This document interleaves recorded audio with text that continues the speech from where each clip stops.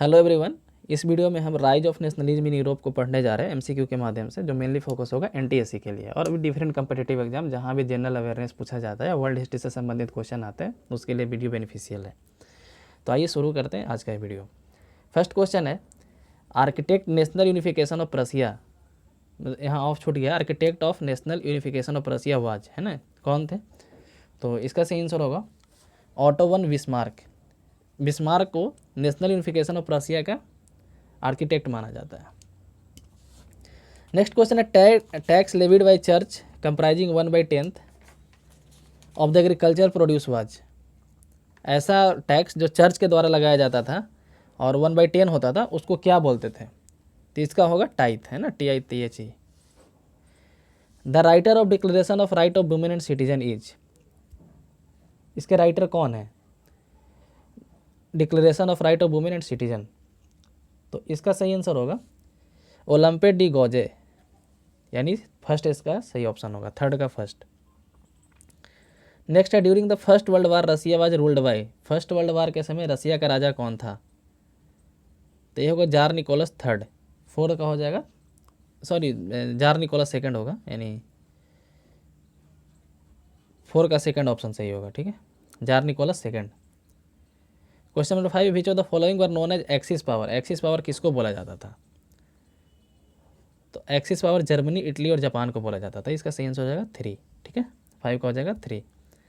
रिस्टेक was, रिस्टेक क्या था? तो रिस्टेक एक जर्मन वर्ड है जिसका मतलब होता है पार्लियामेंट, तो 6 का हो जाएगा 3, यानी जर्मन पार्लियामेंट को रिस्टेक बोला जाता था। Jacobin club was the most powerful political organisation in. Jacobin club किस कंट्री में था, ऐसा पूछा जा रहा है। एक पॉलिटिकल ऑर्गेनाइजेशन था, ये फ्रांस का ऑर्गेनाइजेशन है। ये सब क्वेश्चन काफ़ी इंपॉर्टेंट है, देख सकते हैं सब पिछले क्लास में, मतलब कि पिछले साल या फिर प्रीवियस ईयर क्वेश्चन है एनटीएससी का। Next, what was Dawes plan. Dawes plan क्या था? तो Dawes plan American plan to take out Germany for financial crisis. Germany को फाइनेंशियल क्राइसिस से निकालने के लिए अमेरिका का प्लान था, जिसको हम लोग डेविस प्लान बोलते हैं। एक अमेरिकन इकोनॉमिस्ट थे, उनका प्लान था। क्वेश्चन नंबर 9 है कि when France sneezes the rest of Europe catches cold. जब फ्रांस को सर्दी होती है तो पूरे यूरोप को ठंड लग जाती है, ऐसा किसका कहना था? तो ऐसा मेटरनिक का कहना था। तो इसका सही आंसर होगा सेकंड, मेटरनिक। क्वेश्चन नंबर 10 है, the in 1860 the famous expedition of 1000 of south Italy was. मतलब 1860 में साउथ इटली में एक फेमस एक्सपीडिशन हुआ था, वो किसके द्वारा किया गया था, मतलब हु वाज लेड बाय? तो वो हो जाएगा गैरीबाल्डी, और गैरीबाल्डी के द्वारा किया गया था। इटली यूनिफिकेशन में हुआ था, मतलब यूनिफिकेशन ऑफ इटली के दरमियान हुआ था। The great depression was a period of. Great depression किस चीज़ का पीरियड था? तो हो जाएगा economic crisis. Great depression economic crisis का पीरियड था।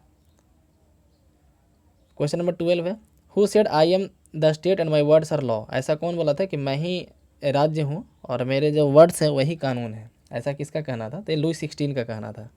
तो इसका सही आंसर हो जाएगा थर्ड, ठीक है, लुई 16 का कहना था कि मैं ही राज्य हूँ, I am the state and my words are law. Next question है, who is regarded father of Italian unification. Italian unification के फादर के रूप में किसको जाना जाता है? तो गैरीबाल्डी को जाना जाता है, इसका ऑप्शन हो जाएगा थर्ड, 13 का हो जाएगा 3, है ना। नेक्स्ट क्वेश्चन है, who led Russian revolution of 1917। 1917 का जो रशियन रिवोल्यूशन हुआ था उसका लीडर कौन था? तो उसका लीडर था Lenin. Who was the last jar of Russia. Russia का लास्ट जार यानी कि लास्ट राजा कौन था? तो हो जाएगा निकोलस सेकंड।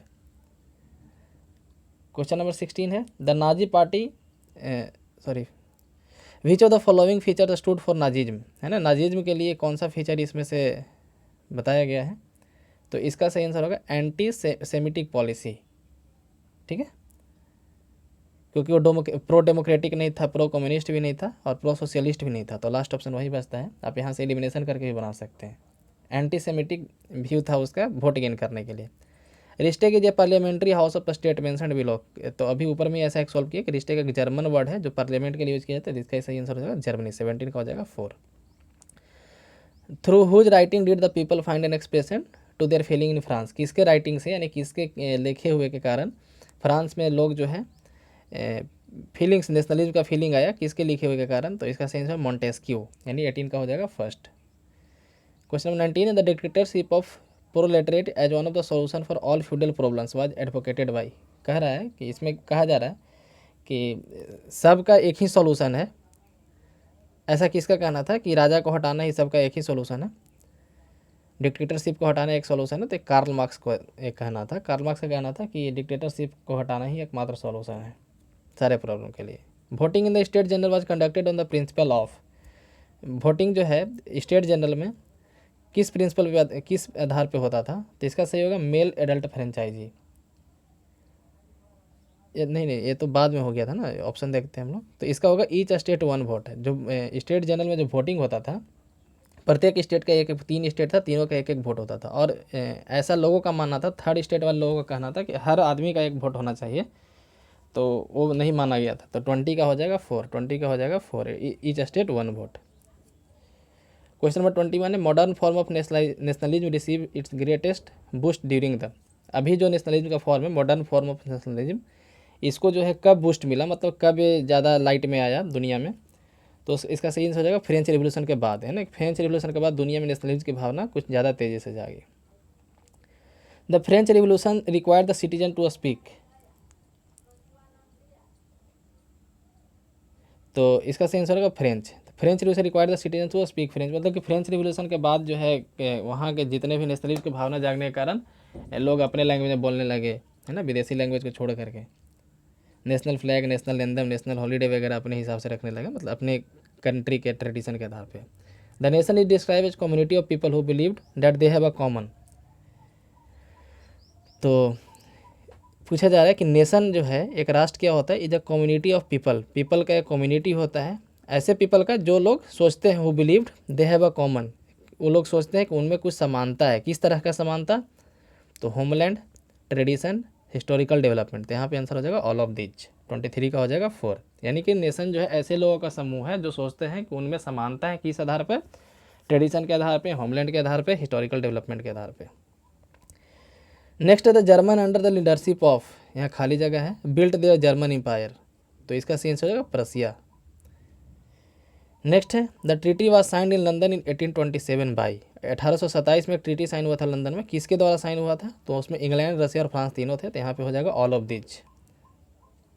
ठीक है, ऐसा क्यों हुआ था? क्योंकि रसिया उस समय एडवांटेज लेना चाहता था। यदि आप पढ़े होंगे बुक 10th क्लास का तो आपको पता होगा, रसिया उस समय जो है एडवांटेज लेना चाहता था, सिचुएशन का फ़ायदा उठाना चाहता था, लेकिन यूरोपियन नेशन जो है जैसे इंग्लैंड और फ्रांस मिल करके उसको ट्रीटी साइन करने पे मजबूर कर दिया। ठीक है, तो इसके साथ 25 क्वेश्चन का ये वीडियो समाप्त होता है। इसका सेकंड वीडियो भी जल्द ही आएगा।